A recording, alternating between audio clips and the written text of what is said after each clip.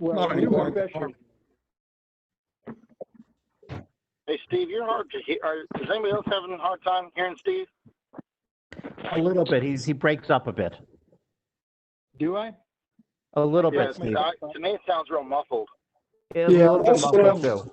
Yeah, that's what I'm hearing too, Steve. A little muffled. Well, Not anymore. okay. Well, let me try to reconnect the audio and see Hey, if that Steve, helps. you're hard to hear. That's that right now sounds better. Yeah, a little bit. He breaks up a bit. Is dishwasher gonna bother you? Do I? A little bit, Yeah, Steve. to me,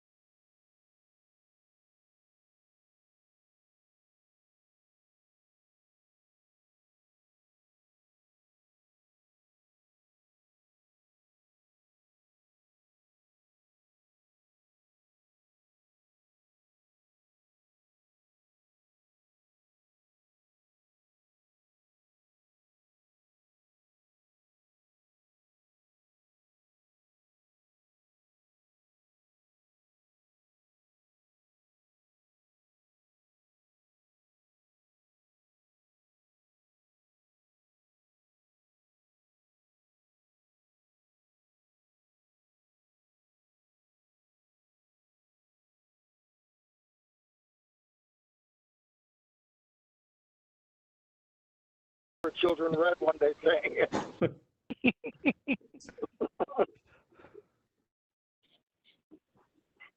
There's another wedding in this family in January already planned. Wow. Yeah, another daughter getting married. Wow. They have 9 daughters and 2 sons. For children read one day saying.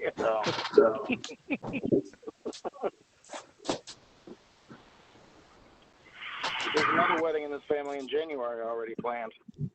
Wow. Yeah, another daughter getting married. Wow. They have 9 daughters and 2 sons. For children read one day saying. David, I think you could put up the opening screen of that PowerPoint There's another anytime wedding you'd in this like. family in January already planned. Wow. Yeah, another daughter getting married. Wow. They have 9 daughters and 2 sons. For children read one day saying. David, I think you could put up the opening screen of that PowerPoint There's another anytime wedding you'd in like. this family in January already planned. Wow. Yeah, another daughter getting married. Wow. Oh, okay. They have 9 daughters and 2 sons. For children read one day saying.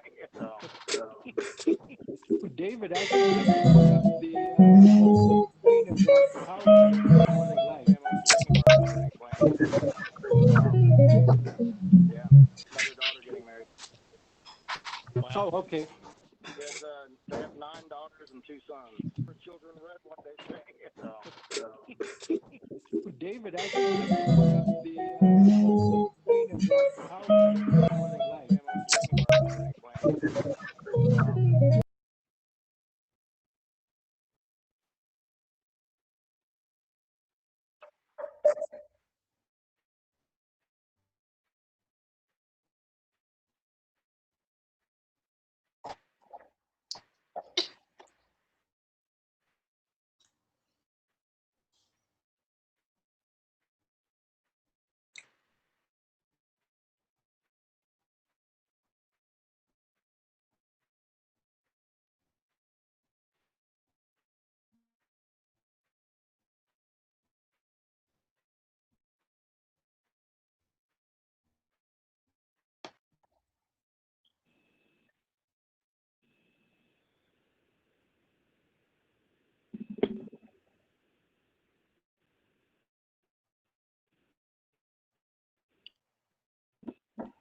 Hi,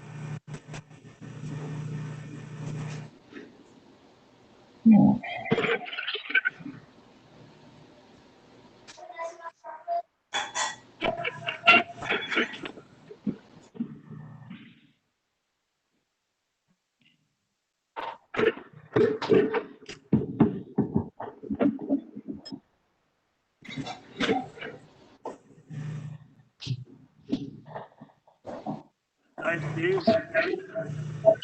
Hi there.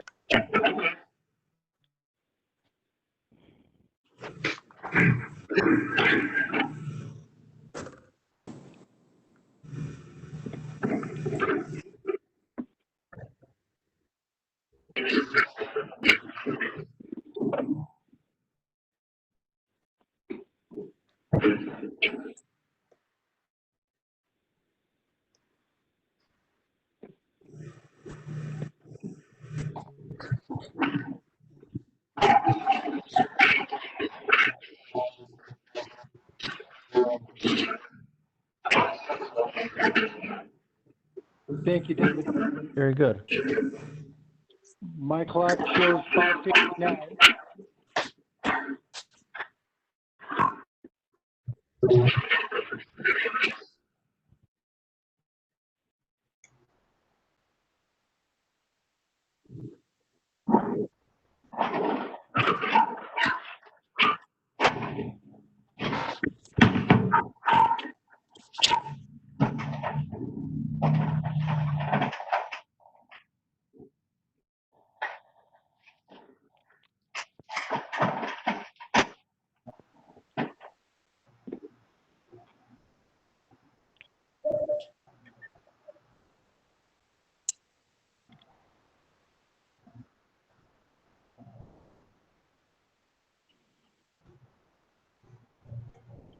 All righty. Hello, everybody. I'm Steve Shannon. For those of you who don't know me, this is the annual meeting for Tripoli Rocketry Association. If that's not what you're looking for, you might want to hang up and go find whatever your meeting is. This one's not due to be very exciting, so we'll get through it. It's about 12 or 13 slides, and then we'll adjourn this meeting, and then we'll have a special meeting where we will elect the officers for the board of directors. So with no further ado, I'll start on the slide.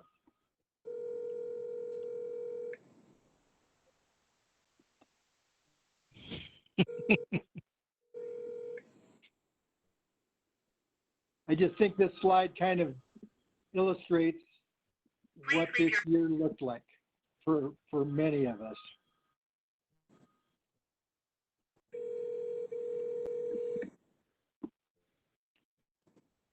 So this presentation will include the 2020 election of directors, state of the association, committee changes, LDRS 39, a couple of important awards, a couple of important gratitude remarks, and then the election results, and then we will adjourn.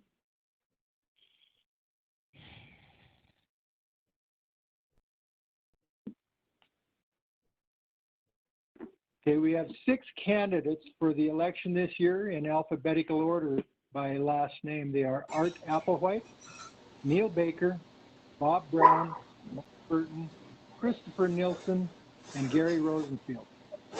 In about 10 minutes, the electronic voting will end and the ballots will be counted. State of the association. Currently, Tripoli Rocketry Association is very strong. We have 4,779 members.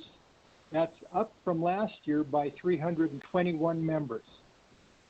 1,116 are L3. We've added prefectures, Tripoli FAR in California, Tripoli Mars Desert Research Station it's right about the near the border between Colorado and Utah, and Tripoli of Western New York. Financially, we're very healthy. We currently have $380,000 in the bank, and we continue building our hobby through increased grants to our prefectures, extending memberships during the COVID-19 shutdown, and we greatly reduced dues for our junior and student members. We lowered our dues for junior and student members to $10 per year. 468 new members took advantage of those reduced rates in the last 8 months. What's coming next? Well, we all know travel and large gatherings are restricted. That's out of our control, but we must not surrender our sport to that. We need to continue having regional and local launches, and wherever possible, large regional launches. AirFest is a great example of that. And we're going to try and do more virtual get-togethers, quarterly video conferences with the prefects. We should also have virtual TAP meetings. And starting tonight, we're going to have a virtual happy hour after our meeting. First month's night, right after the special meeting, and the frequency of those will be kind of on an ad hoc basis. Committee changes. Because Burl Finkelstein's term is expiring today, he has been the insurance committee chair, and he is going to be stepping down. Deb Coolums, who held that position for years, will take over that committee again. Gates Scholarship Committee. After many years as committee chair there, Dr. Terry McCreary has asked to step down. We have not yet named a replacement, but we will be considering people for that. Both Burl and Terry have really dedicated themselves to Tripoli for many years. Please join me in thanking them. Whenever you see them at a launch, online, whatever, let them know how much you appreciate the hours and hours that they have put into our hobby. LDRS 39. Utah Rocket Club won the bid for this year. Unfortunately, because of COVID-19, we were not able to have LDRS this year. They're still planning on having it on the Bonneville Salt Flats. They've been working with the FAA to make sure that that happens. The new date will be 29th of July through the 1st of August in 2021. That's Thursday through Sunday. This is their second LDRS. Their first LDRS was in 1998, I believe, is LDRS 17. Now, this is my most enjoyable duty. This is the President's Award, and there are two very deserving people who have contributed significantly to rocketry. Both have written rocketry books. The first one is Terry McCreary, PhD, also known as Professor.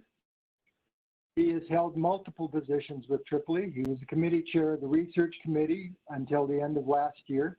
He is the committee chair of the Gates Scholarship Committee through this year.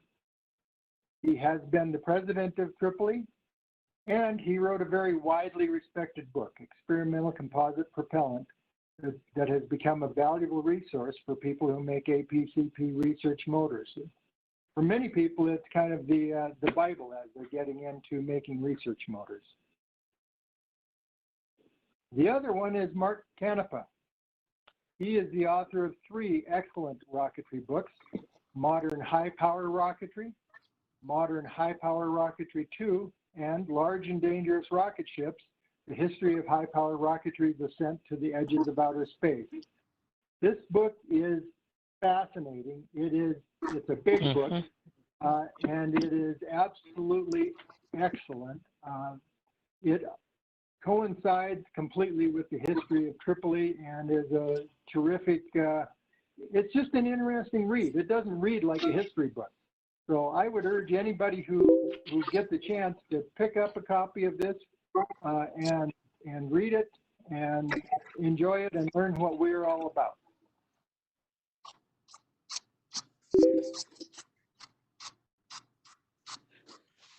In gratitude, we have two directors who are retiring. Burl Finkelstein has been a director for the last 6 years. He served as our liaison with ATF and other government agency in DC. He was the chair of our insurance committee, and he's been a friend to all of us for more than 6 years for me, but he's been on the board for the last 6 years. And David Wilkins has been a director for the last 9 years. He had 2 terms as vice president, 6 as secretary, a job that I will point out that almost nobody wants. You have to be crazy to want that job. And David has also served many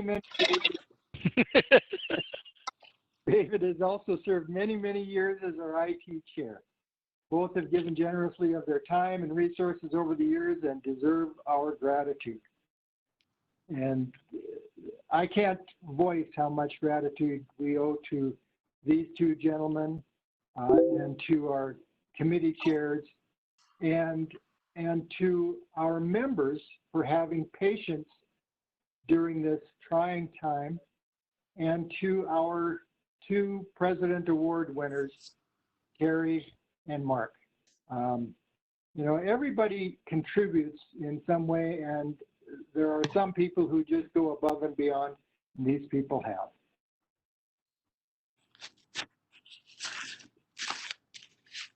Now, the election results, and Bill Riley, I believe, is on the line. Hi. Okay. Just an audio check to make sure you can hear me. You can indeed hear Bill. me. Yes. All right, thank you. Hello, everyone. So the results of this year's election of directors, we had a total of 787 voters. There are 6 candidates. I'll be reading them in ranking order from the most votes to the least. So the first 3 are the new directors. First, we have Gary Rosenfield with 638 votes. Bob Brown. I'm sorry, Bill, did you say 638 votes? Yes, 638. Okay. Bob Brown with 509. Neil Baker. Okay, 509. That's correct. Neil Baker, 400. Even? 400 even? 400 even. Wow. And then Christopher Nilsson, 321.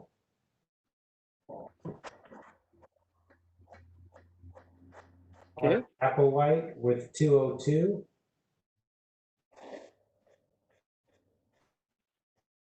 Okay. And Mark Burton at 148.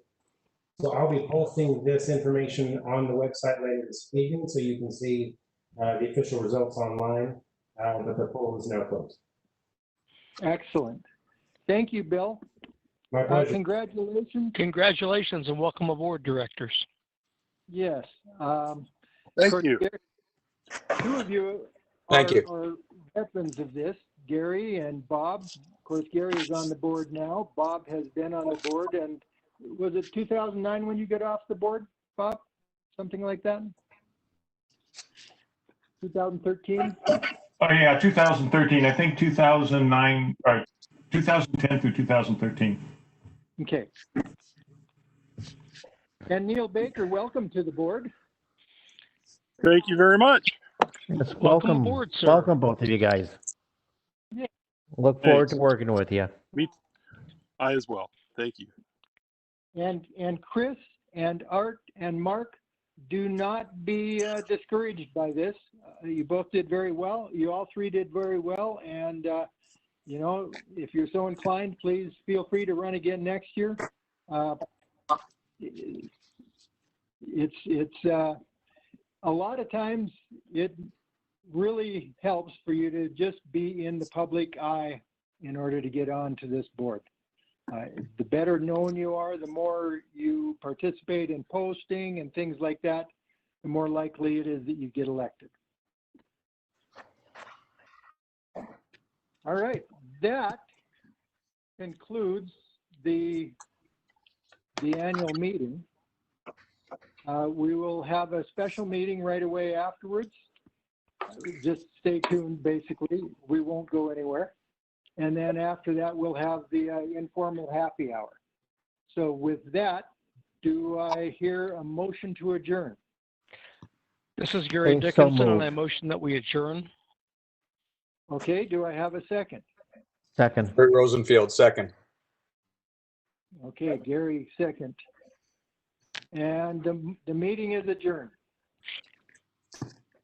We will go right into, I'll close this now.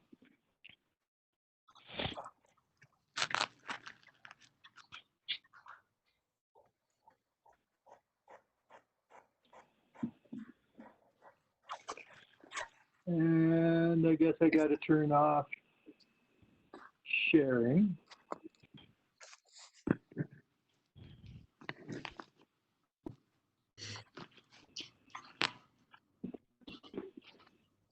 Okay. I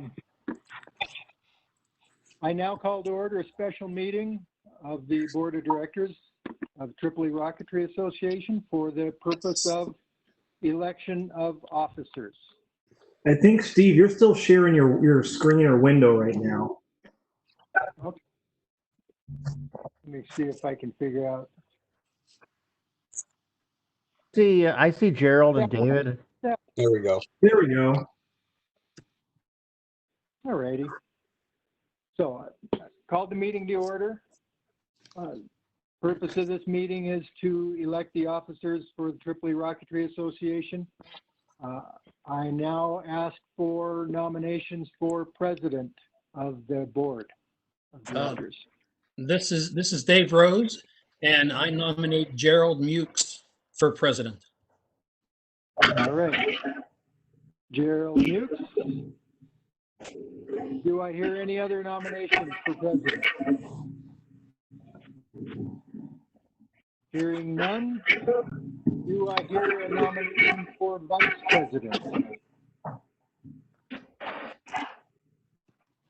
I nominate, this is Deb, I nominate Gary Dickinson.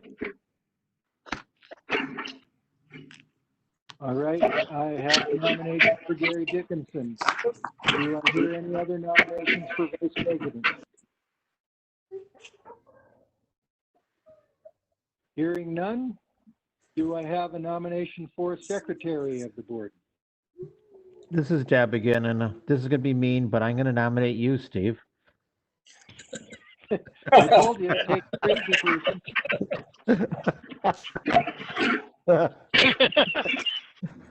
All right, do I hear any other nominations? Please. Not a chance. All right, and do I hear any nominations for treasurer? This is Gary Dickinson. Good evening, esteemed Board of Directors. I nominate David Rose for treasurer. All right. And do I hear any other nominations for treasurer? Hearing none, by unanimous consent, I am closing the nominations. All directors in favor of Gerald for president say aye. Those opposed say no. Aye. Aye. Aye. All right. Any opposed? Nope. All right. Gerald will be our next president. Next is the election for vice president. All those in favor of Gary Dickinson for vice president say aye. Aye. Aye. Aye. Any opposed? No. All right.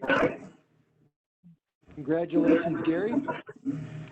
Thanks, I think. All those in favor of Steve for secretary, say aye. Aye. Aye. Aye. Aye. Aye, aye. All right. Any opposed? You can vote no. Against my better, against my better judgment. All right, and all in favor of Dave Rose for treasurer, say aye. Aye. Aye. Any opposed? Aye. All right, Dave, congratulations. Thanks. Sounds like that scene in Finding Dory. Yeah, I kind of wonder, like, what the hell have I gotten myself into? But it's okay. It's good stuff. It'll be fine. All right, do I hear a motion to adjourn this meeting? This is I Deb. I'll motion we move so. adjourn this meeting. This is Gary Dickinson.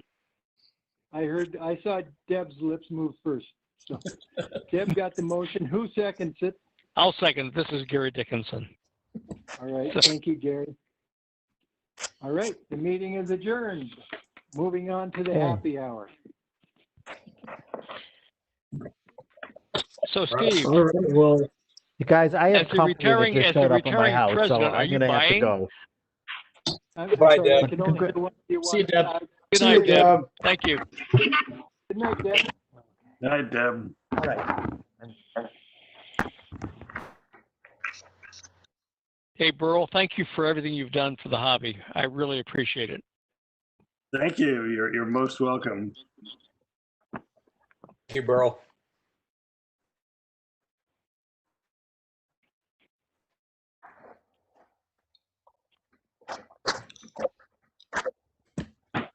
yeah, thank you, Burl. We all really appreciate what you've done for the hobby, and you will continue to do for the hobby because I'll be calling you a bunch.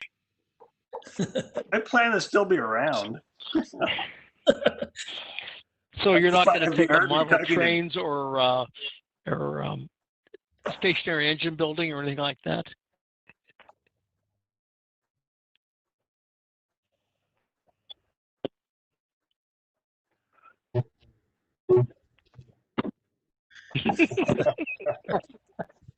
That's great You're news. welcome, Terry.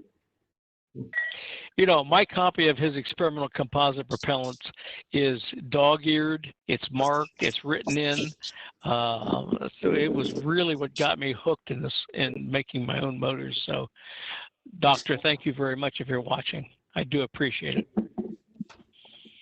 Yeah, that's one of those books a person should buy two of, because one's going to get worn out, I think. Well, I thought it was one to read, one to beat yourself over the forehead with when things don't go right. But I could be wrong. So there you go. Hey, Steve, before we get too far into this, I want to thank you for serving as president. I've really enjoyed it. I know you and I have not always seen eye to eye, but I really appreciate your leadership. And as secretary, I expect volumes and volumes of board reports. So they will be very succinct minutes. And as far as not seeing eye to eye, I really truly believe that the best boards don't. I think that we do better when we are able to voice divergent opinions. So hopefully nothing has prevented that. And it's better that we're thousands of miles apart sometimes. Hey, good spit take there. Good spit take, Steve. Yeah.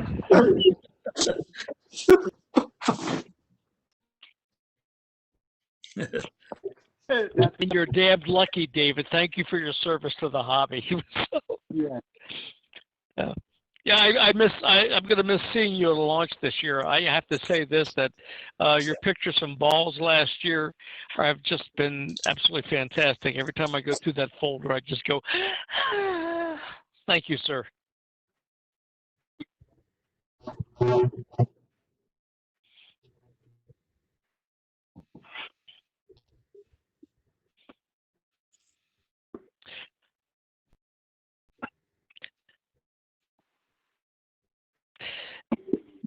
Yep. I'm looking forward to a retirement job. Sadly, as I think my retirement job is going to be have a job. So and I'm having a blast, guys. So that's all right. Hey guys, I'm gonna get out of here. I gotta go back to the wedding. All right. All right. Thanks for Yeah, get yourself a piece of cake. Drink. Have a good time, Chris. Talk soon, buddy. See you, Chris. Mr. President. So, All hail congratulations, Gerald. Did Steve give you the secret handshake yet? Did Steve give you the secret handshake yet?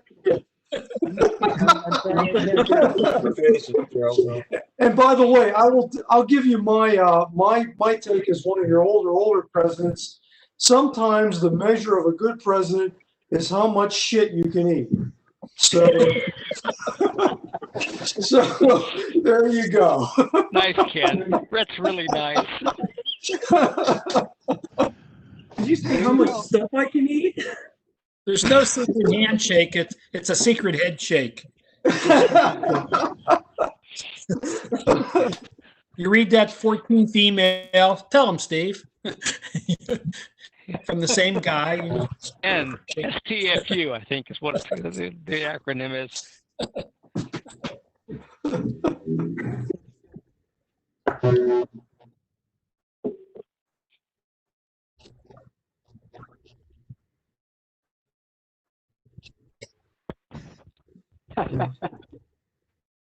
Thank you, Terry.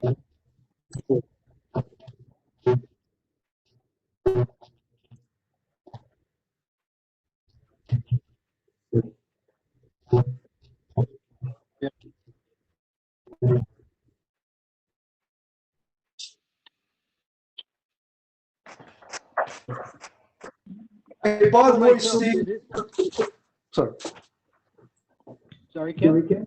I was just going to mention to Steve that I think both of those President's Awards were really, really good choices. I'm glad you did.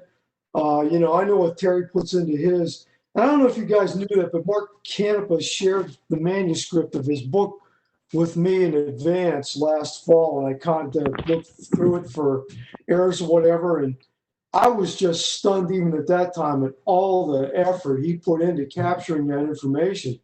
It just, I mean, being something of an author myself, although not published at this point, I know what the heck, you know, how hard that is to get all that stuff done. So, and nobody did it before like that. You know, nobody got their hands around high power rocketry in Tripoli and NAR, you know, to extend there before. So kudos to him. Good choice for that too. So right. I mean, you can see it's the fruits of 10 years of work. You know, I watched an interview with him on Rocket Blog or one of those places, and it's just fascinating to hear him talking about what went into that. He didn't intend for it to take that long, but it took him 10 years, and I think he's probably still on the line. I'm not sure. He was on the line earlier.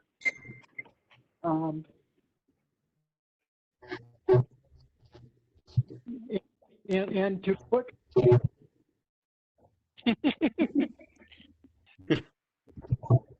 okay, well, to put that many interesting facts together and not have it read like a launch report is just amazing. Well, Steve, it's funny because years ago at a Southern Thunder, I launched a rocket on a red motor, and it was after my son had been in the accident, and Mark reached out to me about this. And it's, you know, I've not stayed in contact with him, but the book's a fabulous read. It is, I've gone back and it's like, oh my God, I didn't know that. Oh my God. Well, Gary Rosenfield, you did what?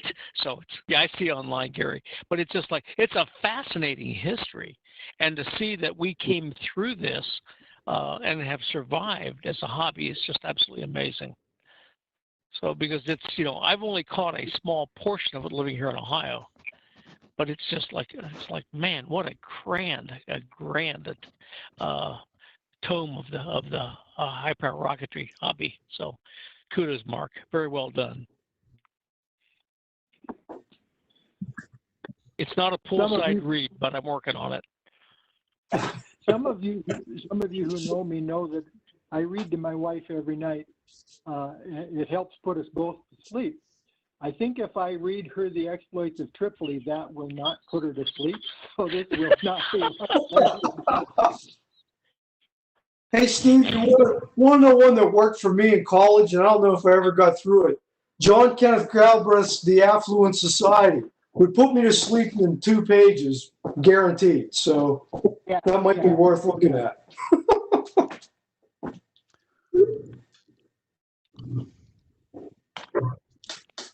So Ken, what are you drinking?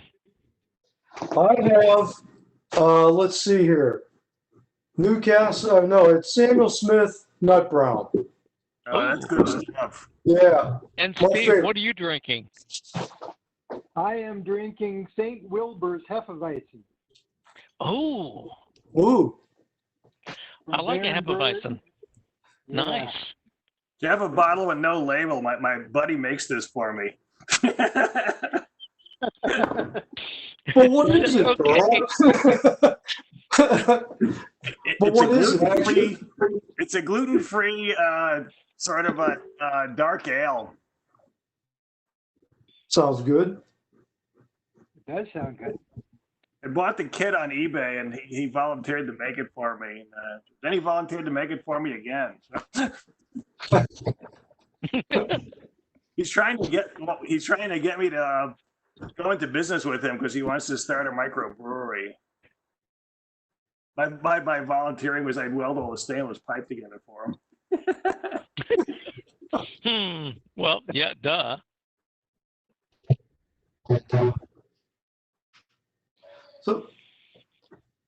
So that has, with the hiatus that we're all doing, have you, everybody kind of actually worked very hard on rocket projects? Not Well- yet, but I intend to. Yeah, I'm curious to as well. Ken, you kind of broke up there. What did you ask? Yeah, I was just asking about, what everybody's been doing with rocket projects in the hiatus we've all had. No. Building some small stuff, doing some redesign on some electronics bays, trying to get ready for Airfest. I have to come out and harass Bob Brown. Are they still having that? Yeah. Deadpan, I love that. So on COVID lockdown, I didn't make the liquor store run like all you guys did. I'm having clean and fresh hand sanitizers. I think you're not drinking it, Bob. Not really drinking it, more like sipping it. Just put a little bit of lime in it or something.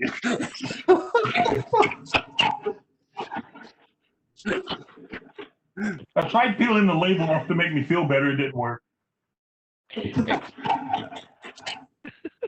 Is it like 140 proof? I don't know. I got 99.9. No, that's percent. Never mind. It's got to have some alcohol in it.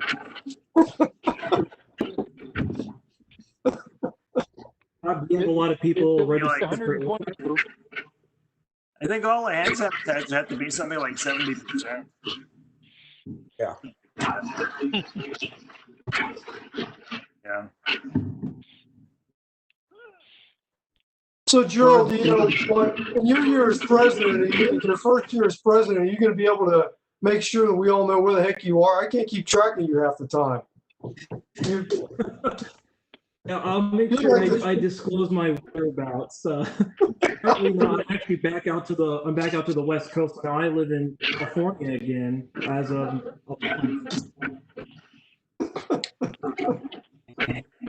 Hey, Gerald, are you coming to Airfest?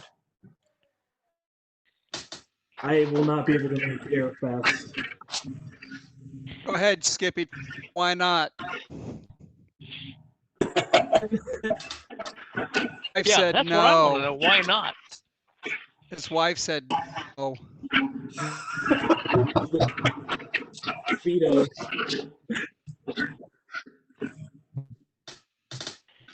So how many directors do we have going to Airfest? Bob Brown, you don't count. I'm not sure I'm going. You keep saying that. Yeah, I've said it for 17 years. Haven't worked yet. I think I'm coming out. I'm going to. We're planning on it. Good. Unfortunately, I will not. Yep. I will be there. Neil, did I hear you say that you will be there? That's the plan right now. Good. I want to meet you. That's looking forward to it. Great. Gary, you can be And flying Bob, I anything have there? a cheap Ohio beer for you. I'm sorry, Gary. Are you going to be flying anything at Airfest? I hope to hell to. Okay. At least Bill Good says I'm going to give him a motor or two. So we'll see what happens. Ah. I have no comment. No comment. Don't you laugh at me. There's no comment. You'll never know you never know if I'm going to fly a hamster dance motor at Airfest. You just will not know that.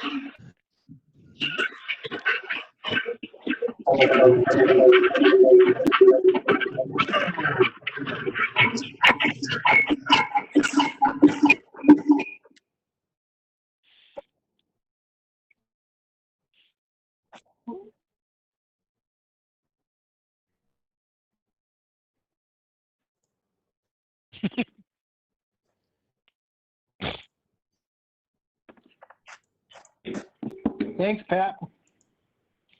Thank you, Pat.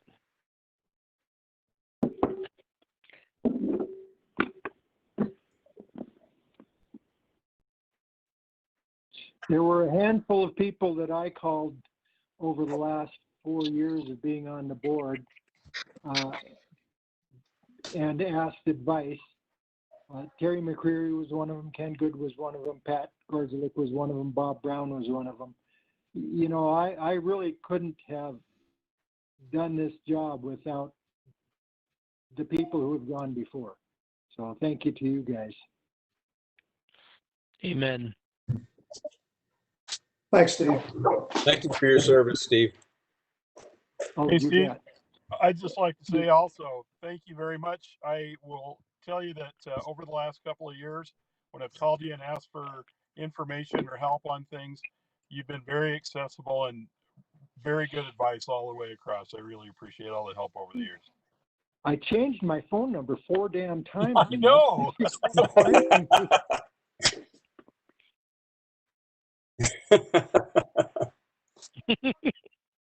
Steve, I'll second that. Thank you for your service and thank you for always being available. Oh, you bet, Teddy. Hello, Teddy. How are you guys? I'm doing well. Congratulations to all the new directors. Thank you. Yeah. David Erickson in Alaska here. Can you guys hear me? Yeah. Hear you, I David. can hear you. Cool.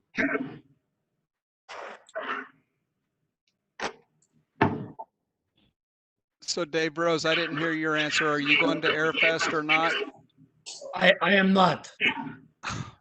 So it's going to be over a year between seeing Dave and Ken in person?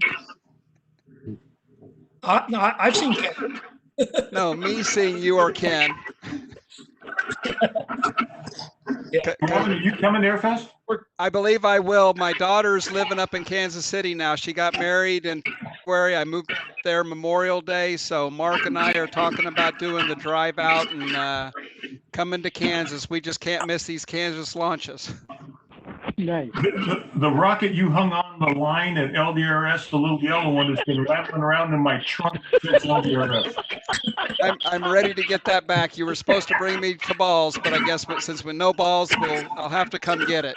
Yeah, that's exactly why it was in my trunk, so I wouldn't forget it.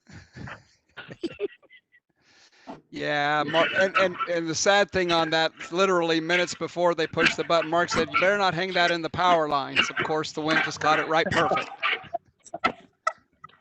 Robin needs to launch because he's been on a build binge lately. I have been. I've been building a bunch of little stuff. I will be bringing, I think, one of those 3-inch rockets I built. I've got, I made a little 3-inch fiberglass Goblin. I'm going to bring that out there. And then I'm also going to bring one of the kits that Brandy's sister Jane gave us. I'm going to fly. I flew it at Balls last year after the passing of Brandy. So I'm going to be bringing that out to Kansas and fly it out there on a K1100 again from Nice. Brandy. Yeah, nice. So. Looking forward to seeing that. Yep.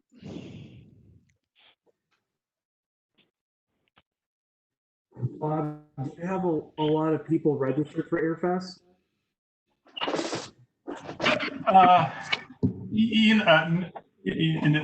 More than I expected, but no is the answer, which is awesome. I think a lot of people are afraid to commit this far in advance to a launch with the fluidity of the COVID rules as they fly around. Registration closes, I think, on the 14th, maybe. And I suspect on around the 14th, there will be a ton of pre-registrations. There's a lot of interest. We've got about 100 registered flyers now. Yeah, it's, normal airfests were well ahead of this. And to be honest, that's way cool. I don't mind a smaller airfest. It gives myself and some of my guys a chance to fly rockets. I think you just brought up a great point. A lot of people are going to wait till the last minute to make a decision, just to see what's going on. Yeah. Hey, Bob, I just got a text from Mark, and he wants me to pass along a message to you. Get off my range.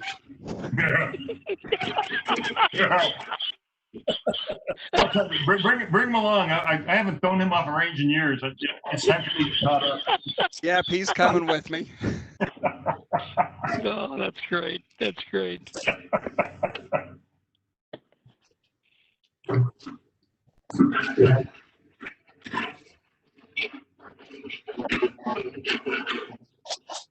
Who's that?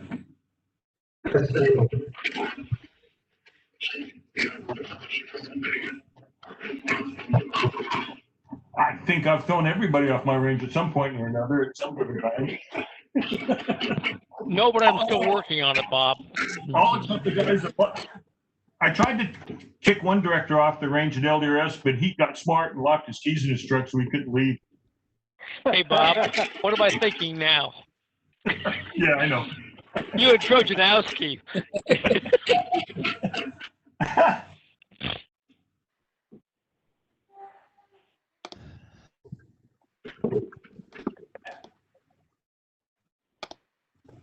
Well, Gerald, you're president. You got to leave this year, Dave. Oh, this is fun. I'm just listening in. This is terrific.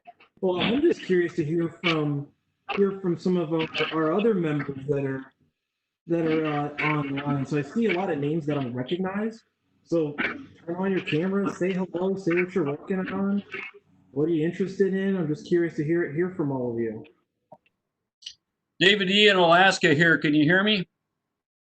Yes. Yes. Hey, Skippy. Hey, guys. I'm about half hour late to this. I just got back from a flight. I was delayed by weather, so I don't know if I missed anything important in the first 30 minutes. But I thought I would dial in just to participate with all the bros. And then as well, see if this WebEx thing works. Zoom's work pretty good. This WebEx seems to work pretty good too. Might be a good idea for the future. The only other thing I got that I'm really curious about is in the email invite, it says Tripoli is incorporated in Alaska. And I thought, that's kind of strange. Is that true, or is that just an auto-generate function that the email put in there? No, that is true. correct. That's correct. When Tripoli was first incorporated, one of the members who did all the paperwork lived in Alaska. He was an attorney. Oh, darn. Yeah, I'll bet Jeff knows him, because there was that one guy that I've heard legends of way back in the 80s or 70s or whenever it was. Well, that's interesting. I guess that's a claim. There's only like 5 of us here, but I guess that's our claim to fame. That's interesting.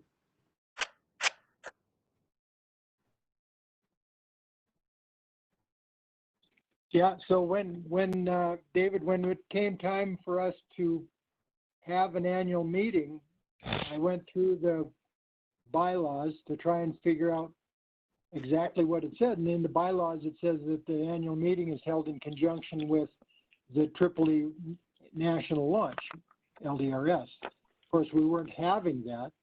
So we kind of briefly talked about whether we needed to do a change to the bylaws or just exactly what. And I had to go back and review the Alaska law on corporations, and it didn't seem that it really mattered that there would be no national launch this year, so we didn't make any changes to the bylaws. Interesting. The only other thing, since I got all you guys' ear, not much is happening up here with NAR or Tripoli due to this freaking virus. Yes, but Grasshopper's working on a 2-stage, so maybe finally he'll get one up there and we'll find it after he's back. I got so much money into that, better find that thing. But one thing I would offer up, and I've talked to Jim Russell about it, but I never get to talk to you guys much. I got a standing authorization for Lake Louise up here for 150,000 feet. And it's way out in the middle of nowhere. And so getting something even higher than that's probably doable. I think we actually, Grasshopper got one last spring. I asked for 250K. The only problem is having a launch, two problems having a launch up here is you guys have a long way to go and it's expensive. And then research motors, getting them transported to Alaska is still an outstanding issue. But other than that, every year, say March, February, March, and April, it's all perfect time for high altitude launches at Lake Louise up here. And given that the scarcity of high altitude authorizations that exist, especially 100K plus, I just thought I'd throw that out there. If anybody ever did come up here for a launch, I think you'd have a great experience, a beautiful time. It's a wonderful launch. You get to ride snow machines, will fetch your rocket, things like that. So for what it's worth, that's out there. Cool. I suppose the only way to get our research motors up there would be by sea, huh? I think so. And I've looked a little bit into it. I've talked to Gloria and Bob. They're gurus on this FedEx and hazmat shipping thing, whereas I'm not. But if you have a research motor, the way you can ship it, you have to get it like categorized and classified by DOT. Well, that's a whole big process, you know. Whether that's practical or not, I'm not sure. But certainly it's not going to come by air. And I don't know how the Canadians are for letting it come by truck. So that leaves sea, indeed. So yeah. Sooner or later, we'll become expert on that. And then if we do, we'll let all you guys know. David and Steve, if I could toss in this Andy Berger. Jimmy Hyam, who's the president of Tripoli Houston, works for FedEx. He has actually been investigating a lot of this. We've had plans for the last couple of years about trying to pack up a container and ship it to Australia for a big trip out there. So I think he does have some of the details on that. He's certainly going to be at Airfest if anybody wants to discuss it, but he probably knows more about it than anybody I know. Cool. Well, if there is information on that, love to. Yeah, if you'd share that with us too up here, we'd love to know. Will do. I'll follow up. Well, thanks for sharing that, Andy. And now at least I know how to pronounce Jimmy's last name. Every time I LCO and read his flight card, I can't get the last name right for gosh sakes. So I'll still probably get it wrong in the future, though. So, Andy, what's going on in your world? What's going on in Texas? Sort of same challenges. I can certainly announce some very exciting news with Tripoli, North Texas. Over the last 5-6 years, we have lost site after site after site, and it got to the situation where we were down to maybe 3 active sites for the entire state. It's pretty ugly. Tripoli, North Texas has landed a couple of very good sites just recently, and they've had a first test flight out there. So you may hear the term Seymour, the little city of Seymour, Texas, which is probably 60 miles west of Dallas. Nice site, good landowner. big opportunities there. They have a fairly good waiver, and they're going to be pressing for a higher waiver later on. Tripoli Houston has a new site. Hasn't really been talked about too much. It's down on the south side. Our north side has gotten compressed by development and fencing and landowners that are letting the land get overgrown terribly. So new south site is wide open. I mean, it's not quite Argonia level, but it's pretty darn close. So good opportunities there. Very exciting times. Hopefully have some larger launches coming up in the years. We've got tonic containers getting shipped out there. We're actually building roads. So a lot of activity from that standpoint, but seems to be an upsurge again with volunteers like Harry Spears, Steve, and Ray Shepard. All the big players that come to the Texas side of the Argonia Cloudbusters Airfest. That is, those guys are really stepping it up and getting busy. So it's pretty exciting right now in Texas. Yeah, no, that's incredible. I mean, even attending the last LDRS or Airfest, I'm getting mixing my launches up. It's like half of that range is all taken up by the state of Texas. So it's a lot of people there. So, it's a lot of fun to see that, and awesome to hear that there's new developing launch sites and be able to continue to have rocketry flourish down in the Texas area. Yeah, at some point, I want to get back down there. It's a state I really do enjoy, and a lot of great friends out there in Texas. Never flown in Texas, but I feel the need to go there. Yeah, if you guys could give us a year or two, I know Seymour. In fact, there were almost plans put together that if Airfest were to get canceled, they were going to push real hard to make the Seymour site sort of a mini version of Airfest. Yeah, we'll never be able to reach that level. So Andy, if we back out, we can go down there? Andy, does that mean if we back out, we can go down there and not have to run the launch? Uh-oh. We need to talk. Never mind. I didn't say anything. Nothing.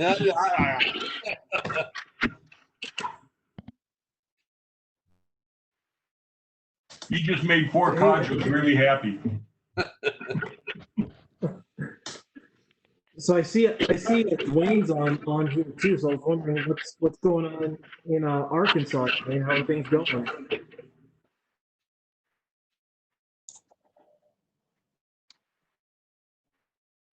Well, I can see you. Gerald, was that were you talking about Arkansas? Yeah. The audio is a little soft. Oh, it is? Can you hear me now? I hear you. Skippy's audio was a little soft, maybe a little closer to the mic. Oh, maybe we need to talk a little louder. That works too. Yeah, everything's great in Arkansas. We're getting ready for Airfest. Susan and I are looking forward to spending 4 days out in the Argonia Prairie. Yeah, it's going to be fine. It's going to be great. Looking forward to it. So, working from home, both of us, and everything's all right. Kids are great.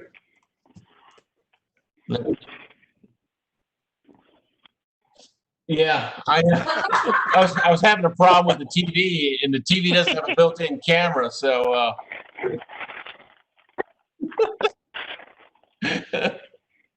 so no, we're doing great. We're looking forward to it. So we've only been to one launch so far this year, and that was the fun fly in Argonia. So we're looking forward to getting back out there. So yep, So you great think about, field.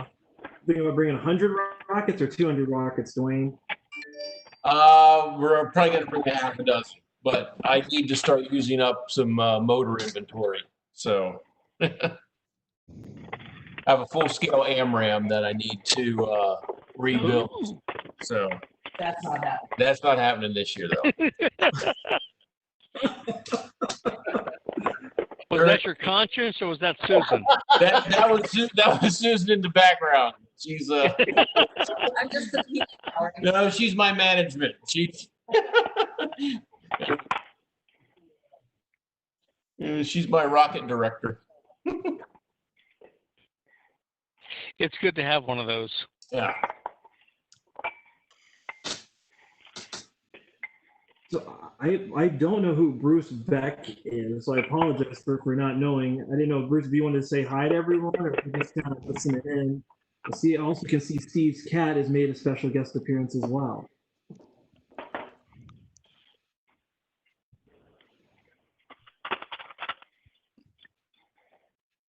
Now this is Bruce. He wants the keyboard for some reason. Oh, I see. Jim popped up on the screen. So Jim, how's it going for you?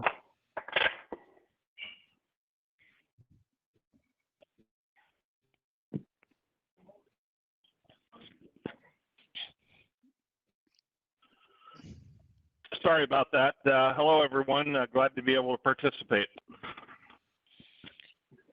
Nice to talk to you, Jim. Greetings, Jim.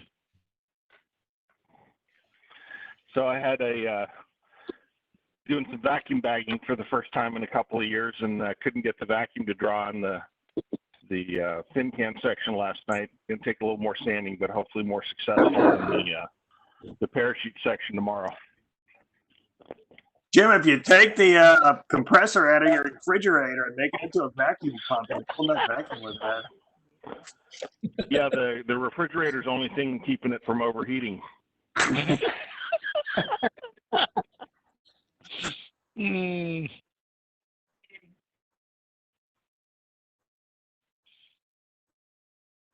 I actually have a refrigerator compressor I use for Freon recovery when I have to dump the system in a car or something. I'll pump it into a can with a little refrigerator compressor. And I originally used Burl, I think if Go ahead. Burl, I think if a question ever came up, who has this tool, the answer would be Burl does. Yep, absolutely. And if he doesn't have it, he can make it. Or I have it, but I can't find it. Or it's on order and you haven't gotten it yet. Right. Bingo. Yep.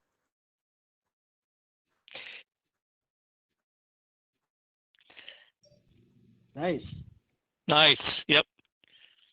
I love that. I love that field. I really love that field.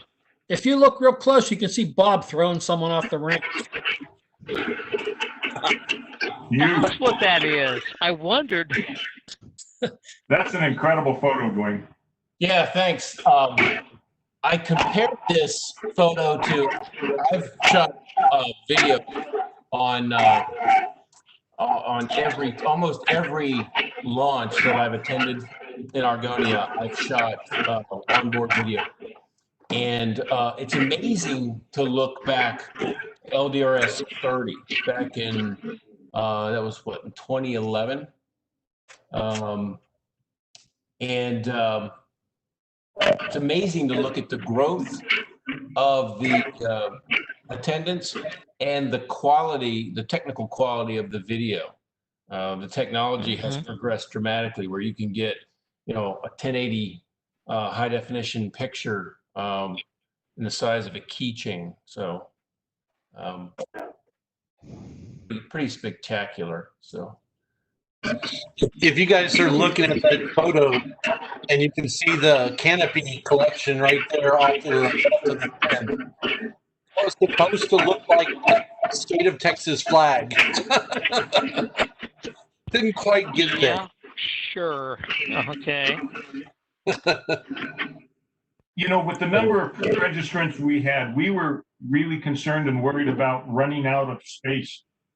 It's amazing with all those people how much space still existed out there to the south.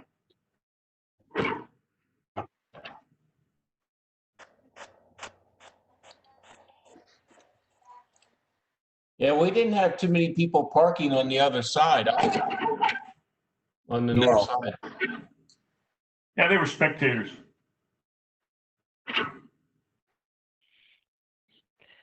I think I am always amazed at the number of spectators that show up at AirFest.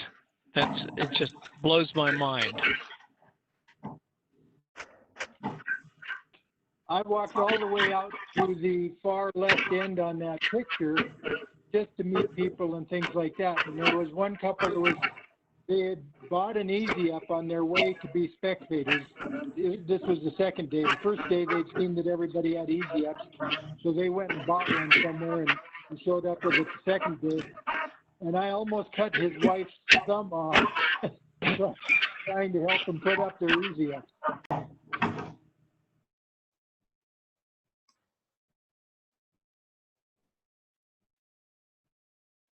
A good deed goes unpunished. That's right. I told him my name was Gary Dickinson. Well, that explains the email I got and the packages that I refused to open, Steve. Thank you very much. Hey, folks, I got a big off here. Congratulations to Bob and Neil for getting elected, and to Gary for getting reelected. And I hope to see a whole bunch of you at Airfest. Thanks, Gary. Take care. God bless. Thanks, Fly Gary. high and fly safe. Seeing you there. Thanks, Gary. Yep, Gary.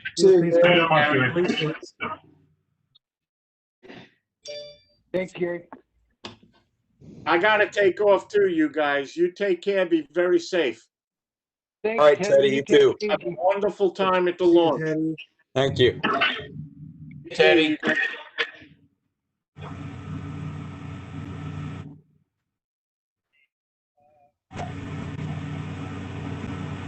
It's interesting how those two spins are set up. Oh, yeah, Kraken, yeah. Yeah. You know, I lost that rocket, so I crashed one too many times. So it's officially retired.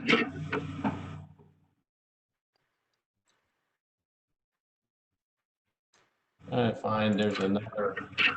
Oh, this is a good. This one.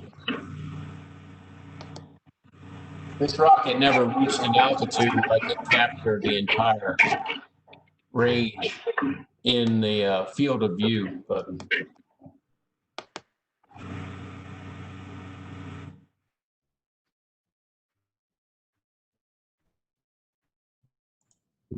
Hey, Bob, there is a person that works at the company that I'm at. He's actually from Argonia. When I told him I'm in this hobby, he goes like, "That's one of the biggest deals in the entire city in Argonia is the Airfest launch." Now, what's the chance of that?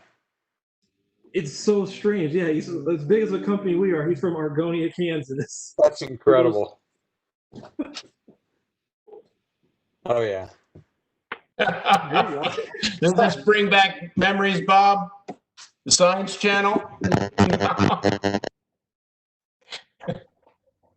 against the best in the league. Stack up against the best in the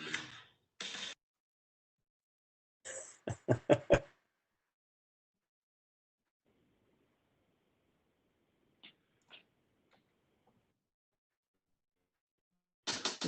Well, if there's anyone else, please feel free to say hello, introduce yourself, what project you're working on.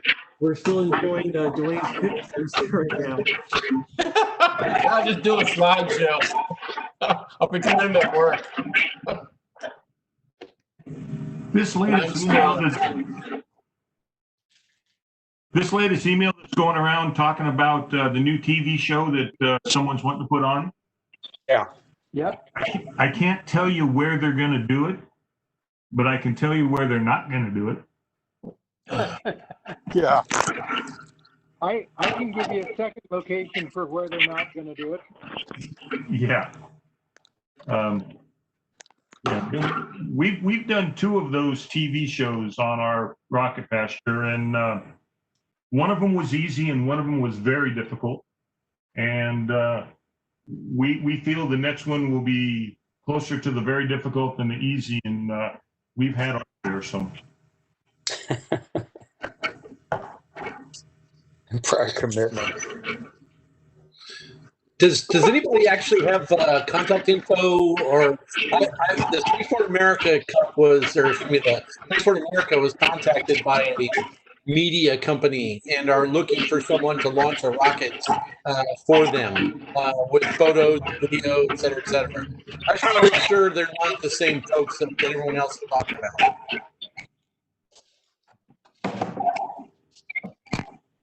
Andy, do you have the contact information? See, the contact info that I have, and this is the first email I got just today, appears to be a, hold on 1 second.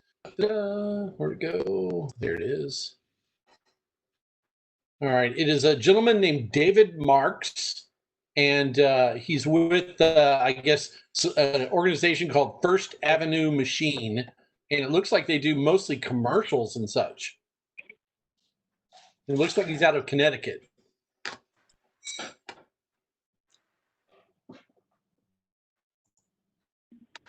Did they do that one for that that medicine?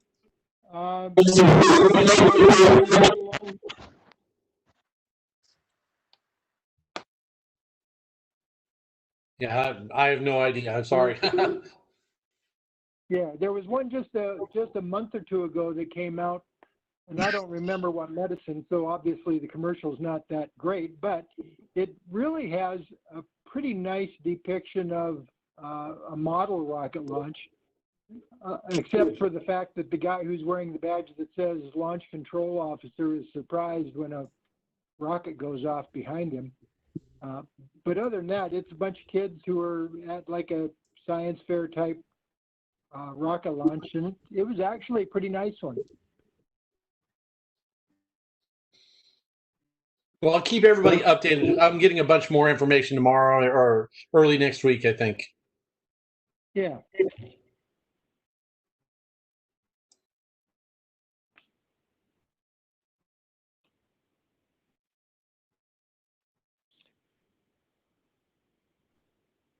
I agree with what Gerald wrote about how, you know, we can't tell people not to do these, but if you do participate, please be sure that it, as much as possible, that it depicts us in a reasonable light. Yeah, and I would definitely echo those comments. There's no issue with anyone trying to connect and engage with them, but just, you know, be smart. It helps the whole hobby if we don't do anything that looks really bad and then confuses people and wants to join the hobby just to do stuff that we normally don't do. Because I still think what's really important is one of the ways I found this hobby in general was from what Bob had mentioned, the very first rocket challenge. So I was still in high school when I came across that, and it was on Discovery Channel, and I thought that was one of the coolest things I'd ever seen as a kid in high school. And I'm like, wow, the group, they're like celebrities, and full of laugh, and, you know, Tim throws a water bottle on the ground, and the rest of us slide away dark, whatever happened. So that was a really important moment to me. So if that type of stuff is out there from a production quality standpoint, that's perfectly fine. But I know a lot of stuff today, when I was contacted by the Discovery Channel, I think it was maybe, they wanted me to build a two-stage rocket washer to a dryer, and they were very insistent on me doing it. Well, and is it any wonder that you ended up married to a lady named Carrie? What was that? Is it any wonder that you ended up married to a lady named Carrie? Yeah, and the name is spelled exactly the same way.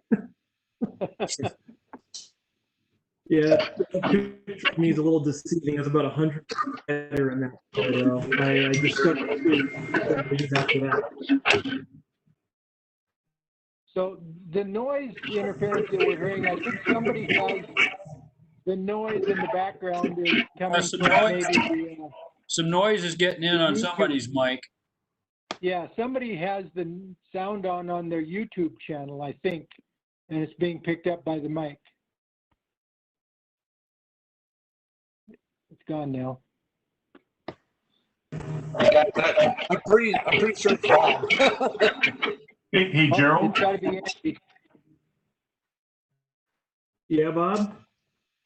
That show was the easy of the two shows from a launch director's point of view. Much First TV and the thing that Terry Byron did later.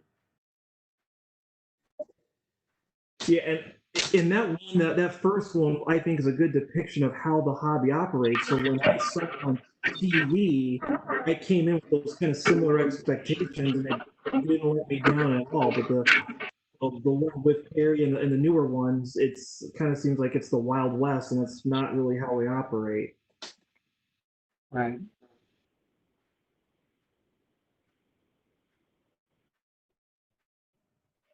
Yeah, I was particularly displeased with the second one. Although Carrie was nice, I got a real chuckle out of the fact that they called her the talent. You know, her support crew said, "Oh, we got to make sure the talent is on this shot." You know, but yeah, you know, I really didn't like the way it came out. But I've talked to people and they said, well, they found it interesting and they got kind of interested in looking into it. So I guess, you know, you can you take it for what it's worth. But I've told some people that you can either thank or blame me for that second one, because that all came out of a call out of the blue from Mike Sorensen, who was with First TV for that first show that they produced and sold to the Discovery Channel. And then I think he was at that point actually employed by the Discovery Channel as an executive producer. I happened to be shopping somewhere, I got this call on my phone, and it was Mike Sorensen. He was pitching another rocket show. And I think some people might have seen my Facebook post, which was a little prickly, I guess, but I said that basically I told Mike Sorensen right off that we didn't want any bullshit competitions like the last time. Well, you know, it ended up being bullshit competitions, really. But, you know, what can you say? You know, it was one of those things that, you know, I didn't exercise personal control over. You know, the board all said, yeah, okay, we'll do it again. I think we all had some reluctance at that point, but we went ahead and did it because what the heck, it was exposure, you know, it was going to be professionally done and we're going to get some revenue out of it. So we did it. The one thing I can say that at least they were nice enough was, because Bruce Lee and I were standing out on the range when the big accident happened, you know, the one that ended up injuring people. And we talked to the Discovery Channel crew right away and said, that doesn't go into the show. And we're going to have a real fight if it goes into the show. And so, okay, they understood. They weren't really trying to do a gotcha thing. So, you know, so I can at least give them credit for that. But anyway, you know, television coverage is like such a two-edged sword. But what we found with both of those shows, and again on the Facebook post, it was funny, that first show, Bruce Lee and I went to LA from LDRS at Lucerne, and what was that, 2001? And we met with that crew at First TV, and they were saying, well, can we fire these rockets at targets? No, we can't do that. Well, how about, can we fire them at balloons? No, we can't do that. You know, so really, I didn't think it was going to go anywhere. But, you know, they came out to Lucerne and took a look at what it was about. And that's when afterwards, then he came up with a pitch that ended up working. I can understand what Bob was saying about that first show probably was easier to coordinate from a launch director's perspective. But, you know, I'm glad, Gerald, that got your interest too, because it seemed as though, you know, we did get some interested parties after that. And we're really not kidding. You could ask Bruce Lee about this, but the revenue from that first show really saved our bacon, because we were not in a good financial position because of the lawsuit at that time. So we really needed that revenue, and it helped us out. So if we got some members out of it, including and especially you, Gerald, and, you know, we got some revenue out of it, I guess it was worthwhile. At least it didn't show us in a bad light. You know, it showed us positively, I think. So anyway, that's my diatribe on TV shows that we did. Yeah, thanks for sharing. Robin, what are you up to? What are you doing? Nothing. I'm hibernating in the away from the heat. It's been like miserable hot. Right now it's still 111 outside. So wanting to go into the garage and work on rockets is not happening right now. So Right. but just like Dave said, I've been building lots of smaller rockets lately. I tell you, I passing of Brandy last year really impacted me quite a bit from the perspective of Mark and I got a call from his sister Jane to come over and basically clear out all of Brandy's stuff. And it just weighed on me the number of unbuilt kits. I mean, the amount of propellant we still have that she left us. It just kind of sparked that desire to want to go do stuff again. So I've built several. I think I built 2 or 3 of the ones that we got from Brandy's sister, and then just a couple other ones I've wanted to play with. So like I said, I built that little 3-inch gremlin or goblin, and I built a little 3-inch yellow jacket, all out of fiberglass stuff.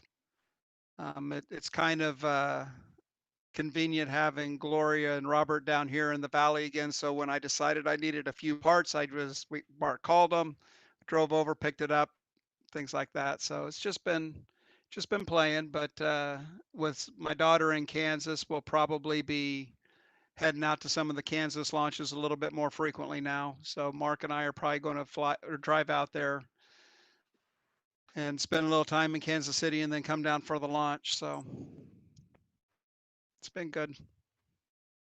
Yeah, I just found it online here. And just one final word for what it's worth on the subject of television PR, documentaries, and all that. Indeed, it can be a double-edged sword, and probably it always ought to be considered who you're dealing with and what the legal ramifications are. I don't know if you've heard, but Sugar House Aerospace, Steve Heller's outfit, has legal problems right now due to a documentary that is supposed to be being made of them. I've got the little brief in front of me. But anyway, Really? the documentary makers have taken them to federal court over it. I don't know, and it sounds like right to use footage of these guys. So it sounds like they gave them the right to use the footage, and then maybe they changed their mind, but they have a contract. So anyway, they've got problems. So when you sign those releases, sometimes that gives other people the right to do things that if you change your mind, it may be tough noogies.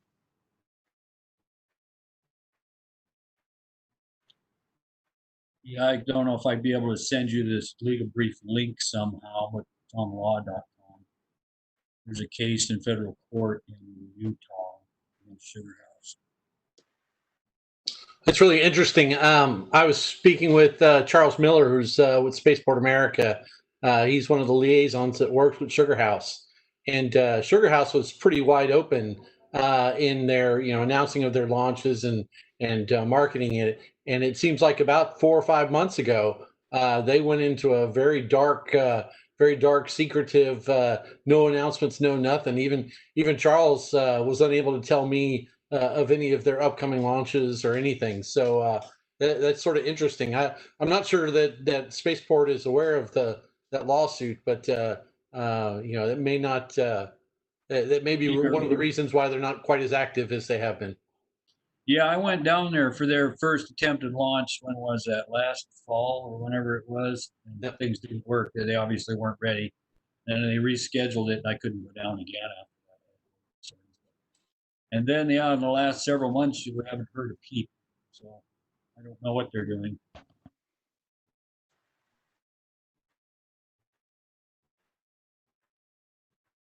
And Bob, it was.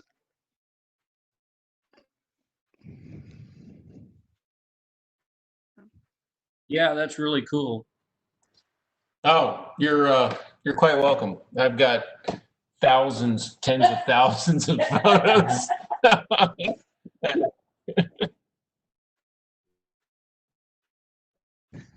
Oh.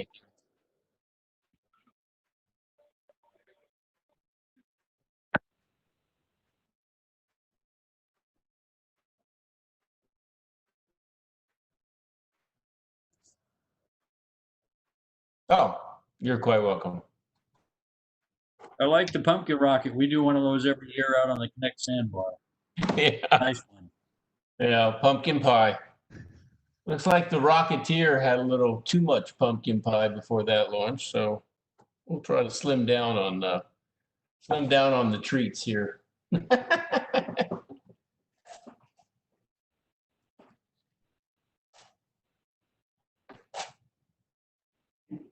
Yeah, I see Jimmy's online now. Jimmy, can you speak or can you hear us? Can you hear me? I'm just listening all the see what's going on. How are all of y'all? Doing well. What are you doing? What are you up to? I'm doing Airfest planning, man. We working on the Texas compound. I think we got about 35 people committed to coming with us right now. Andy says that's being held in Seymour this year. No, not this year. Only if Kansas cuts us off. So we got everybody calling me ready to go, and then Seymour was just in case Kansas put us on the quarantine list. We've been watching every Tuesday. I get emails every Tuesday. We still didn't make the list. I'm like, that's great.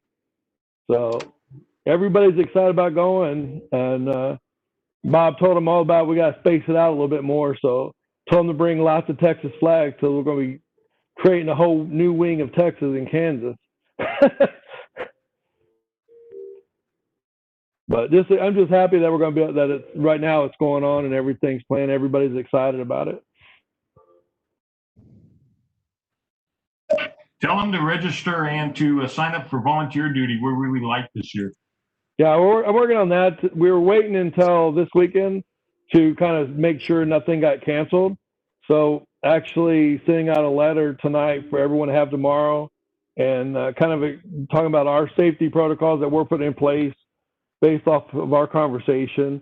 And a bunch of people are just a little bit nervous. They go, oh, we always get too tight.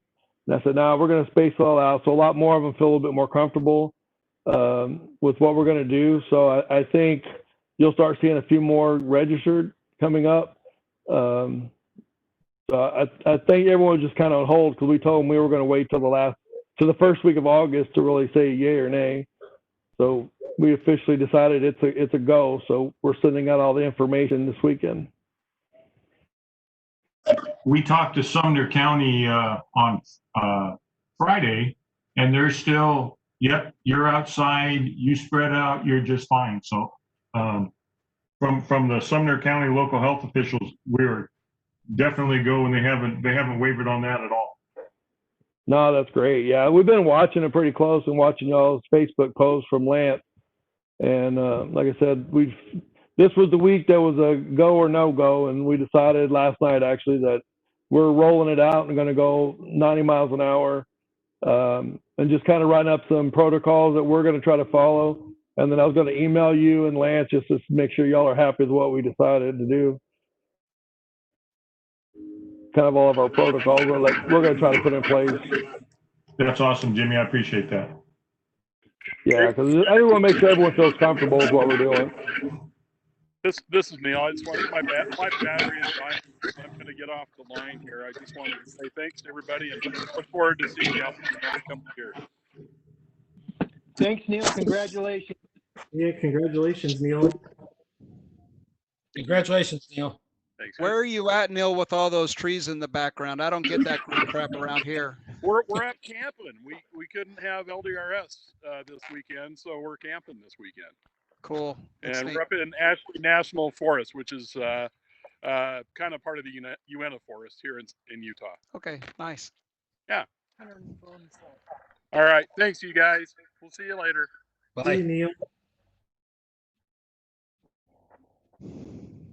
Dave, what's the score of the Penguins game? It's 1-0 Montreal. Oh, Dave's not happy. Not at all. Dave's always happy. That's because I'm usually medicated. Try the hand sanitizer. You care less about the game.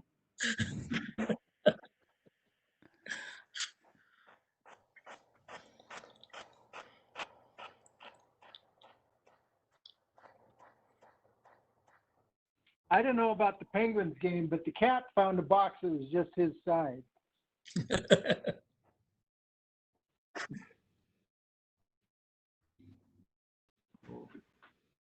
Well, did anyone else have anything they wanted to talk about or share or had any questions for, I guess, one another? Just glad to see you guys are starting to fly again.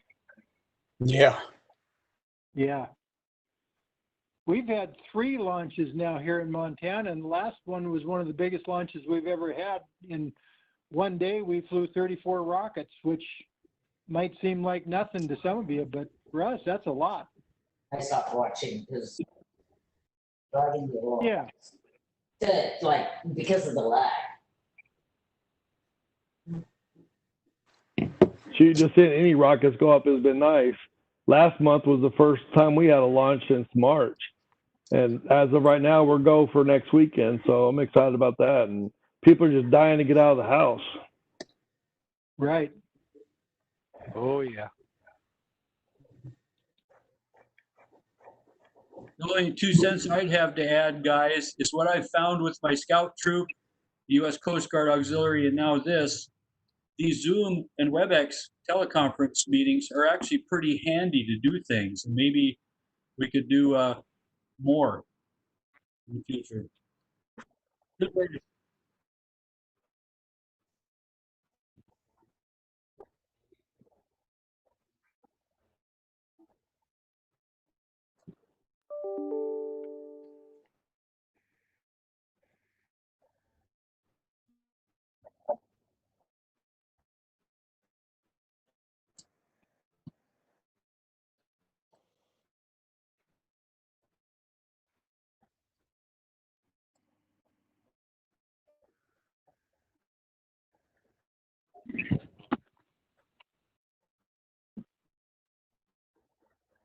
Yeah, that's a good idea. I'll get Jeff tuned in on how to use that up here.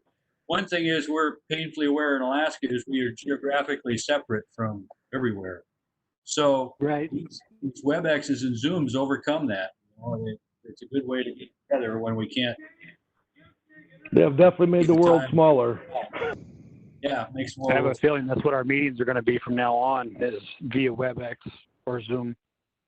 Well, it's nice to have in-person meetings too, when like the launches or sometime, but otherwise, why not make use of the technology and do it a couple times, several times a year or something. And I'll find my own.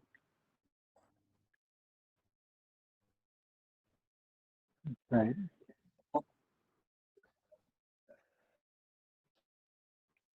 Yeah, I'll fly my own. I'm going to use it as an excuse to get fiber optics. There you go. Yeah.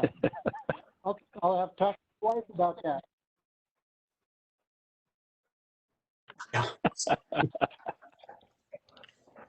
Yeah, I think we definitely will look to have more of these types of meetings where we can have like the prefects meeting or a TAP meeting or just a general members video conference meeting, because we are international organization, so it's a nice, easier way to connect with all of our members all around the world and just kind of hear what's going on and sharing projects.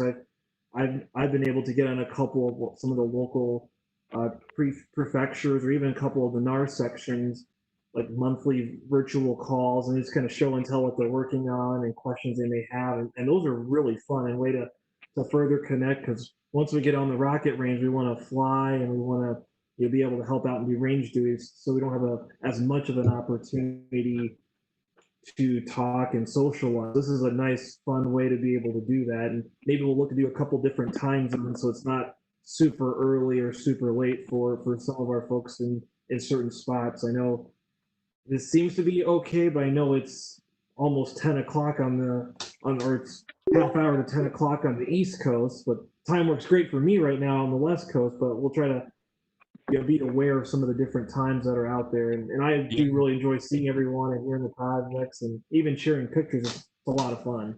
It's cool. And I hear one of our friends from down under on the conference here. I don't know which one of you that is. Are you in Australia or are you here? Okay, cool. Way cool, way cool. I was in Brisbane on work in the fall of 2018, I went down to Brisbane. I got hold of the local club there, and I went to one of their launches. It was really cool, and that I hope to see those guys again in one of these teleconferences. That's an easy way to do it. But I can attest to the fact that, what is it? It's the day after tomorrow. It's 3 in the morning or something. Yeah, okay, yeah. So you got to keep track of that for our Aussie friends, because whenever we do work teleconferences here for Amberley, those poor guys are always getting stuck like at 4 in the morning, having to dial in. But that's really cool.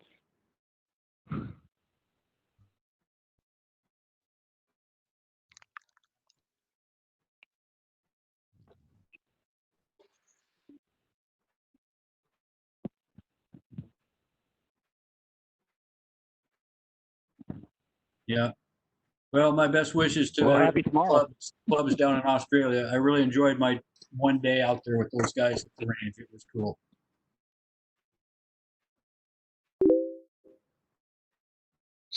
If I could jump in, since we have Jimmy on now, and I'm going to throw Jimmy under the bus and put him completely on the spot.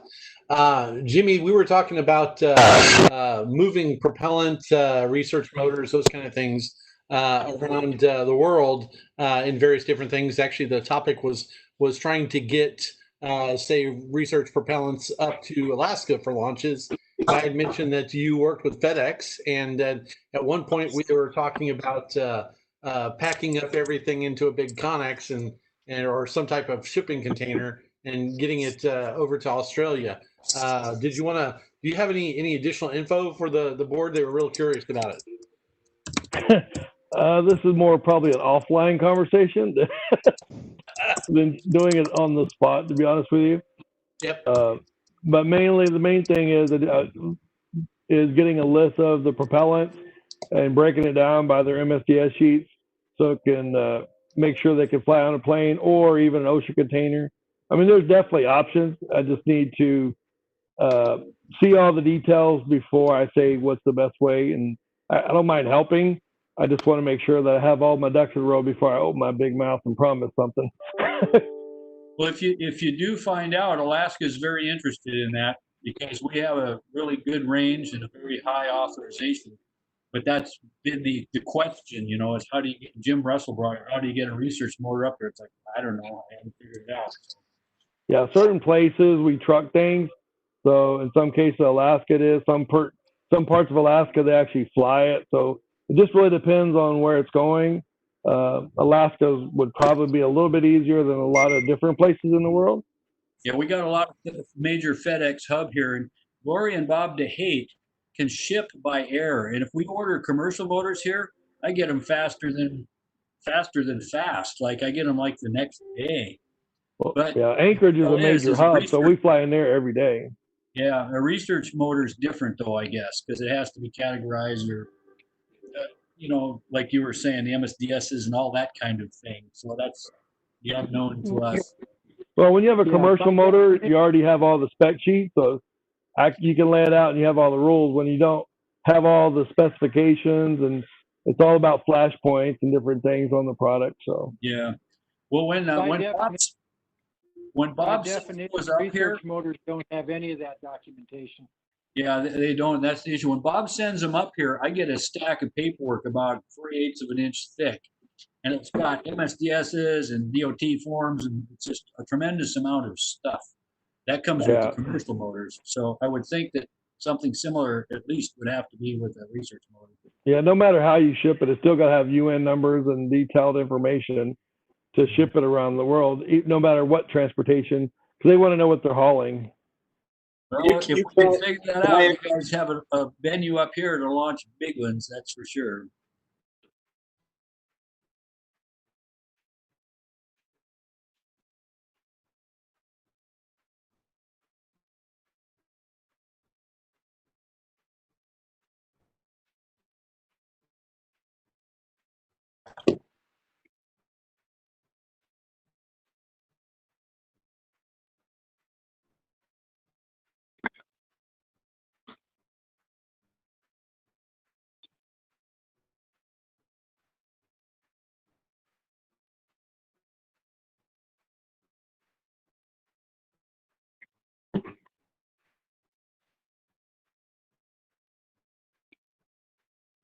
Yeah, a lot of times when you're shipping like to Australia or Europe or South America, it's you got to double check with customs. A lot of times I can get it to the port, and then it's up to a customs broker to do their magic with the customs regulations. So Alaska's a little bit more lenient since it is part of the United States. It's just working out the details and making sure the product's able to be transported, which I know it is, but it's all about documentation. Well, if anybody figures it out or has good advice, or I can do some work toward it, I'm willing. I just don't know what to do because I'm not the fishing expert on these. You can ship your own motors in your own vehicle, but you can't ship them on public, in common carriers without DOT approval. I don't know if you can. I don't know about the Canadians though. With the virus, everything's closed now. But even if ops were normal, I don't know what their rules are. Well, Accessoroni makes them there. You need a UN numbers and competent authority approval to ship it by FedEx or UPS or what have you. But well, I mean, if you stick it in the back of your pickup truck and bring it up through Kamloops up the highway up here or something, I don't know. It's still up to customs when you're driving across the border. I mean, the rules are a little bit different, but with all the Homeland Security, you start driving across the border with a bunch of AP, it gets exciting. Right. Well, I think it might.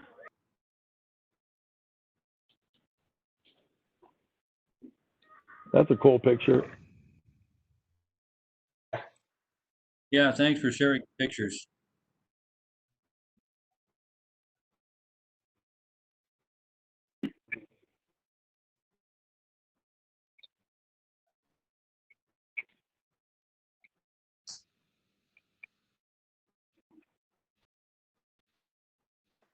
And it's dinner time in Alaska, so I'm going to sign off. It's a privilege to